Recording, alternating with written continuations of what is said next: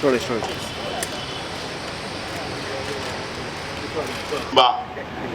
Webale kujja okubeera omusana mungi munywe ku mazzi era babadde bayisa ku mazzi bane amazzi temugateekawo muganywe kyabulamu nanjobe nywa ku mazzi ono omukyala Luwanga ye nanjobe erinnya lye ery'enjovu bamuwadde amazzi naye n'agateeka wali wansi nywa ku mazzi abalina ebisambu mu bikandule kakati bankuba egenda kutonnya twagala musimbe emmwanyi kakati obudde bwakandula bisambu enkuba bwenetandika okutonya musimbe emmwanyi munywe ne kaawa kubanga onywa kaawa otuuyana temulaba abawarabu nga banywa nnyo kaawa kubanga ensi z'abawarabu zookya nnyo bw'onywa kaawa otuuyana ate n'oweweera nebaza nnyo obubaka obutukubagiza olw'okufiirwa omulangira Daudi Simbwa Golooba. Tuli mu katyabaga k'amaanyi nga n'aboogezi abasoose bwe boogedde ku nsonga y'ebyobulamu naye naddala ku nsonga ya Mukenenya era ng'aboogezi abasoose Canon Ssenyonyi ne Naalongo Nakku bwe boogedde abafuga Amerika mu budde buno baatema ensimbi ezigenda mu kudduukirira endwadde nga Mukenenya kati kitegeeza tulina kuba bakalabakalaba obudde buno bwakuba bakalabakalaba ekisooka buli omu ku mmwe akekkereze ssente kubanga muganda omwannyoko kitaawo senga ayinza okwetaaga akasente okumujjanjaba aleme kufa Mukenenya naawe kennyini. Ekyokubiri mwerabirire mu byobulamu okutwaliza awamu okwewala endwadde endala bw'oba olina Mukenenya ate malaria nakukwata gujabagira mwetangire n'endwadde endala zonna ezitali Mukenenya. Ekyokusatu mwambale obupiira buyinza okulinnyamu ku bbeeyi kubanga obuyambi bukendedde era Saara yakoze bulungi n'abulira bano abato nga bannamawulire abato tibanakulaba balwadde bo balowooza nti kakati embuto ke kabaate ne Mukenenya. Mbadde njagala kubagamba nti mwerekereze bw'owerekereza tofa naye simanyi oba olutalo nnyinza odduwangula amangu. Omanye akabaate ke tulina ebisolo biri bibiri fe abantu n'ekisolo kye bata dolphin byebisolo ebibiri byokka ebyegatta nga si nsonga yakuzaala naye nga yakwesanyusa. Ebisolo ebirala byonna byegatta byagala kuzaala bigenda kuzaala naye ffe abantu n'ekisolo kye bata dolphin kibeereyo mu mazzi ffe tubeera awo mu bya luxury oba bwe boogera ennaku zino kakande nange ampadde ku mazzi nyweko. Kati olw'okuba nti ffe tugenda mu bikolwa ebyo oba kutwaliriza budde ne Mukenenya gy'akoma mugende babatayirire mwabalenzi mwe mbalaba awo abatali batayirire manyina gye ntula ku feesi y'omuntu nemanya tono si mutayirire mbalaba awo mugende babatayirire kijja kubayambako kko temumulaba oyo asese sijja kumwogera naye nze mulabi si mutayirire mugende babatayirire tekitegeeza nti bakutayirira obeera osalamuse. Mukwano gwange yagenda n'alwala ne bamuwa ekitanda mu ddwaliro wano e Lubaga yali musajja mukulu nga tukyali bafukafuka naye nga akuza amaze n'okuwasa kakati n'azirika. Kati bw'oba ozirise ebyensonyi bivaawo nnyina yasooka okujja okumujjanjaba agenda okumukyusa yasanga omwana n'akuba enduulu twagenda okugera omulala nti omuganda wamwe yasalamuka nze nfudde. Yali tasalamuse okutayirira si kusalamuka kyabulamu. kale nsaba ne gavumenti ebeeko weeteme ssente esoosowaze ebyokulwanyisa mukenenya. Bwe tuli mu nsi yonna buli bana abalina mukenenya bali mu Uganda, ekyo kyabulabe ku buwumbi n'obuwumbi obuli mu nsi yonna. Nsaba gavumenti ekekkereze essente ziteeke mu byobulamu naye ng'esoosowaza ebyokulwanyisa mukenenya. Ensonga eyo ndooza nti nkulu. Ssaabasajja Kabaka yatugamba nti twongere olutalo luno olwa mukenenya kuba enkola yaffe ya myaka esatu tuba n'omulamu ogw'ebyobulamu ne tugukyusa oluvannyuma lwa myaka esatu. Naye ku bya mukenenya kuno tuli mu mwaka gwa 6 olw'ensonga nti ensonga eyo nkulu nnyo, era naffe tujja kugendera kuwabulwa ka Ssaabasajja Kabaka tulwanyise mukenenya tumulinnyeko. Temutya mukyala Ssennyonyi, totya naawe Naalongo Saara, temutya. Bulijjo simanyi oba mulaba omupiira mirundi mingi tiimu ne beba yakuwangula dakiika 5 ezisembayo olaba nga teyo gye bagenda okukuba eggoolo. Ebyo bibaawo kasita omalirira. Abaganda baga nti obwato bufa magoba. Kakati nga tubadde tusenvuddeko bino bibaawo bitukanga mukko naye tumalirire ffe ku kye twagala tujja kuwangula. Nze era siina kutya kasita abavubuka bano banakitegeera. Mwabavubuka muntunuulire abali wano ekirungi bonna bannamawulire bavubuka ate bonna basajja benda bano mwemwe mutandiikiriza ebintu bino ebireeta siriimu. Waliyo abakazi abakalukalu ennaku zino naye mu 10 osanga omu. Nagende awantu ntudde awo bankubira n'engoma ssebo, engoma zivuga abaana bazina amazina. Omwana omuwala najja n'afukamira mu maaso gange, baali bamukwata okusembera wendi abasirikale naganze ndi nayogera ekika kye nze nteka okulamusa ku Kabaka n'afukamira awo ng'alina akapapula mu kibatu bwe yali ennamusa. Nangamba nze ondabira wano ndi wa bwereere natya omwana omuwala naye batono nnyo bwe batyo. Yakiŋŋamba n'ateekamu n'essimu ye.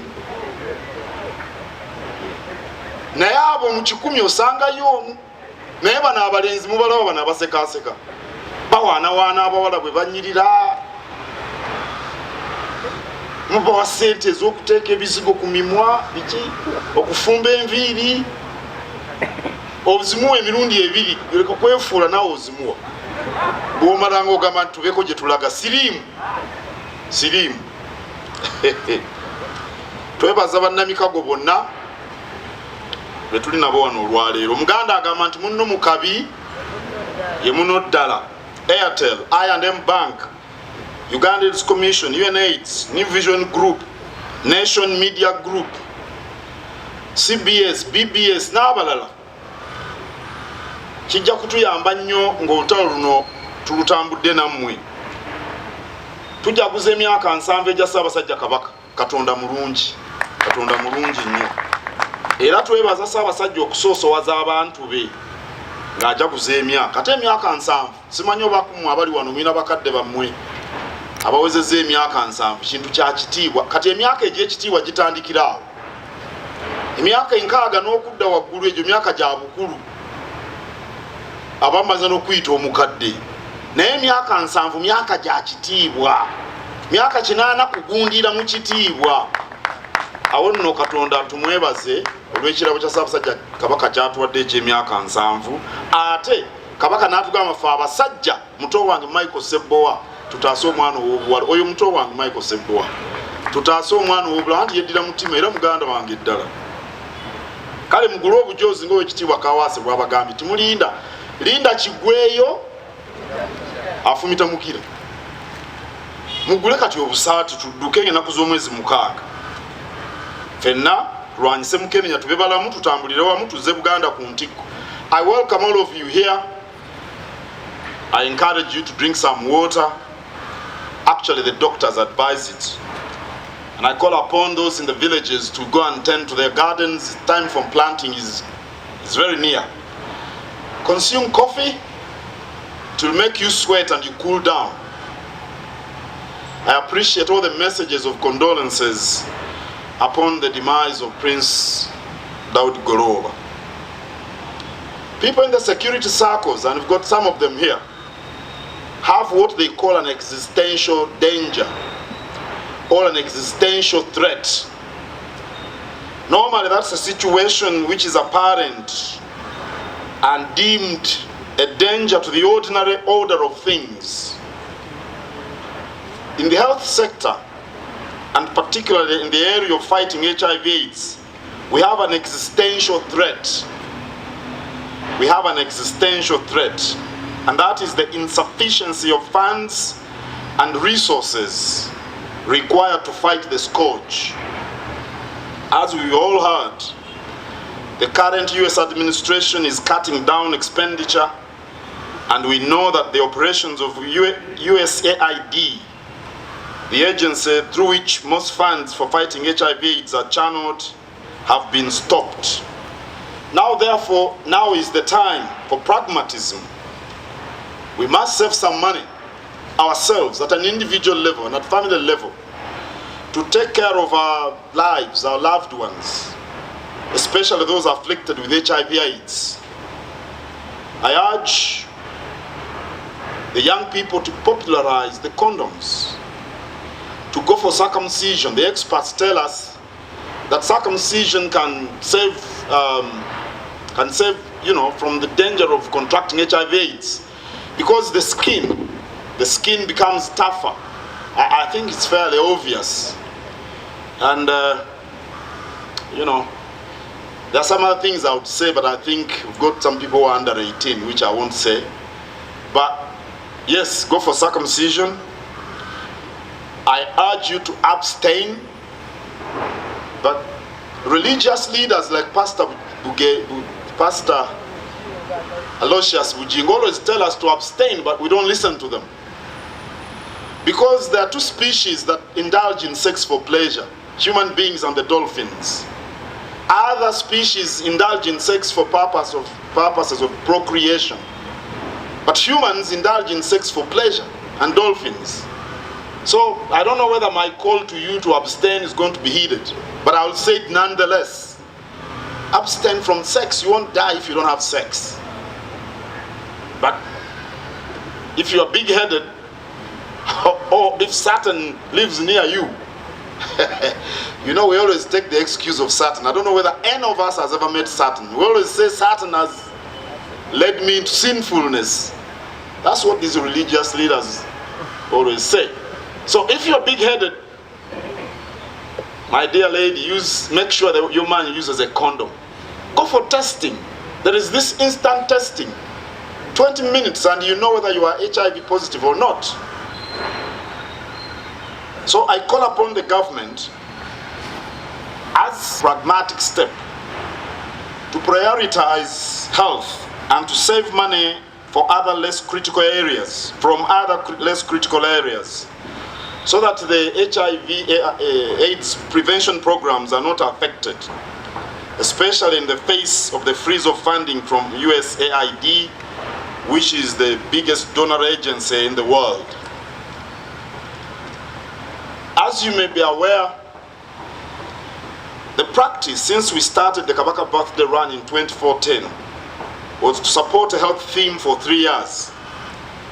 However, since the global effort through UNAIDS is to eradicate HIV/AIDS by 2030, Ssaabasajja Kabaka is committed to this fight, and to date we have had 6 years of this effort. And the Kabaka is of the opinion that since HIV/AIDS has ended lives and continues to ravage the lives of Ugandans, we need to go on with this battle and to ensure that the war is won. So we are still with you, Uganda AIDS Commission, UNAIDS, because there is an existential threat actually right now for the reasons we've all talked about. And it affects indiscriminately. We need to go on with this fight until the battle is won.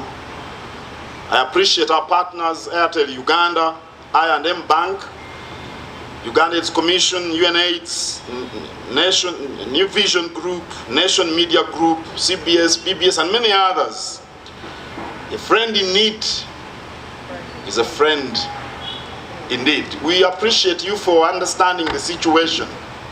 And if we work together with your support, the battle will be won. And the battle will be won, and the war will be won. And I call upon men, as we celebrate today, to remember that it's us men who initiate these activities that lead to the spread of HIV/AIDS. So think of your mother before you take out a girl or a woman for unprotected sex. Think about your mother. Think about your daughter. Fathers love their daughters a great deal. Think about your daughter. I was talking to someone who is very much interested in young girls, and he said that the reason he doesn't pay particular attention to the age of the girls is because no men pay attention to the age of his own daughters. I don't know that is smart, but that's what many men say. Think about your daughter. Think about your daughter. Think about your sister. Promiscuous men protect their sisters very much. I don't know that you know that. They protect their sisters very, very much. So if you protect your sister against men, then protect this girl you're going out with by being smart. And taking all these corrective measures is one way, some of the ways of being smart. Yeba nayo oluzungu tituyitiridde. Nga njogedde oluzungu n'olulimi ne nduluma.